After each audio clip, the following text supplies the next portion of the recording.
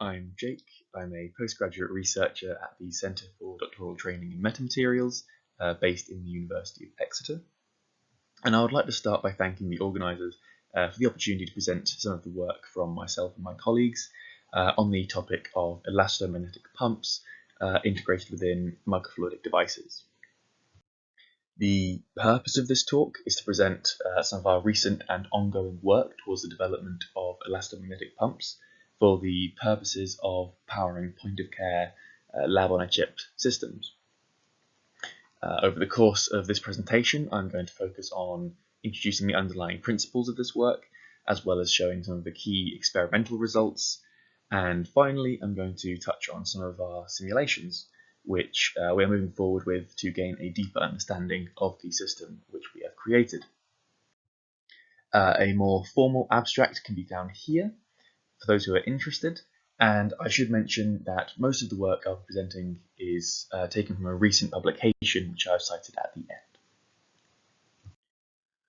So what are the aims of this project? Well, typical microfluidic devices rely on a fluid being actively pumped through them at some specified flow rate, and normally under laboratory conditions this is provided by some external pumping system such as a syringe pump shown here. And this solution does work very well, but it's not without flaws. Typical external pumping systems need to be manually connected via a series of tubing to the device being powered, a task which is not always trivial. Desktop pumping systems, while capable of producing precise and reliable flow rates, are not the ideal solution for powering point-of-care systems, which benefit greatly from being widely distributed and operable without specialist equipment or training. Ideally, fluid flow would be provided by an integrated pumping system, which can be actuated remotely from within the device itself, resulting in a foolproof, fully self-contained package which can be used anywhere and by anyone. An effective, popular, and convenient method of remotely transferring power to a microscale system is through the use of magnetic fields. Our proposed solution, therefore, lies in elastomagnetics, using a magnetic field to deform an elastic geometry, and using that elastic deformation to produce the desired fluid flow. We can already see from work into elastomagnetic swimmers, such as this one here, produced by somebody in our group, that a one-dimensional oscillating magnetic field can provide two-dimensional motion, allowing this particular device to swim at a range of speeds and in a number of directions, simply by adjusting the frequency of the driving field. Since the difference between a swimmer and a pump is simply your frame of reference, swimmers like this are a natural starting point, allowing us to design a device capable of performing some complex series of motions while being driven by a simple driving field. The underlying principle we are working with is something proposed by Purcell in 1977, that a system of two hinges connected by three rigid links can swim at low Reynolds numbers provided the two hinges are actuated out of phase with each other, such as the image A at the top here. The result is a non-reciprocal motion which is not symmetric in time. Since rotations and translations are non-commutative, the order in which these operations are performed is important. And even when the swimmer returns to its original configuration, there is a residual net motion produced. If instead the two hinges were to operate in phase with each other, such as image B at the bottom there, the series of motions is identical when played forward or backward in time, and there is no net motion over the period of one full cycle. The same effect can be produced if we only control one of the hinges, provided the other hinge has an elastic restoring force. The elasticated hinge will follow in phase behind the powered hinge, creating the same non-reciprocal motion as before. And so we find that the employment of an elastic system can offer the same outcome while requiring less input on our behalf. There has been a fair amount of research into elastic systems of this nature, including some important work by Gedelha, who found that for a swimmer comprised of a magnetic head and an elastic tail, This dimensionless parameter could be used to determine the behavior of the system. This parameter controls the motion sequence it performs and resultantly the speed at which it swims. And we can see that this parameter has a dependence on the geometry and the fluid, but also on the driving frequency, a parameter which can be easily controlled. And when we look at elastomagnetic swimmers in restricted channels, we find some even more interesting effects. We have the elastomagnetic swimmer mentioned previously, driven by an external magnetic field at a particular frequency. But we can see in the figure on the left that at different driving frequencies, the swimmer creates different fluid flow patterns around it, and therefore swims in a different direction. And this effect can be enhanced by restricting the system with closed channel walls, such that the swimmer can only swim in one of two directions.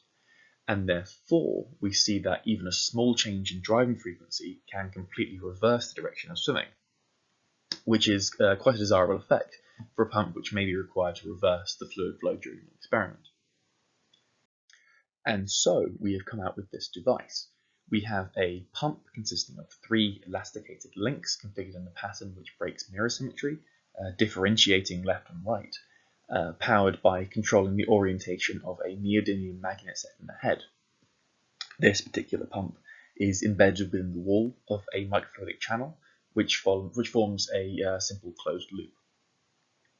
The design is made from 3 layers of PDMS, an elastic biocompatible material commonly used in the creation of microfluidic devices. And the system is broken into 2 parts. We have a pump module containing the Elasto-Magnetic pump, which is connected via tubing to a reservoir module. The purpose of the reservoir module is for easy access during experiments to add and remove fluid, as well as adding polystyrene beads, which we use to track the net fluid flow and calculate the flow rates.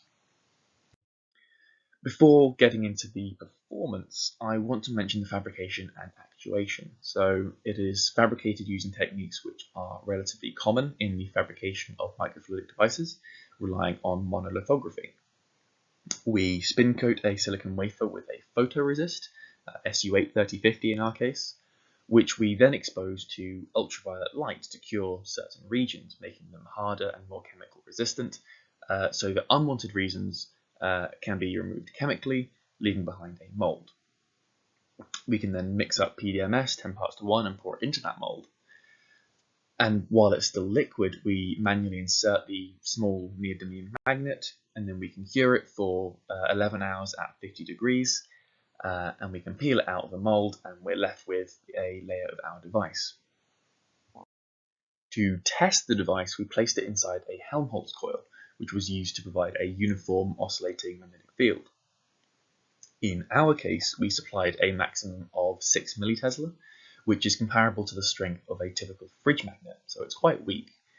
And this is a sinusoidally oscillating magnetic field in the range of tens of hertz.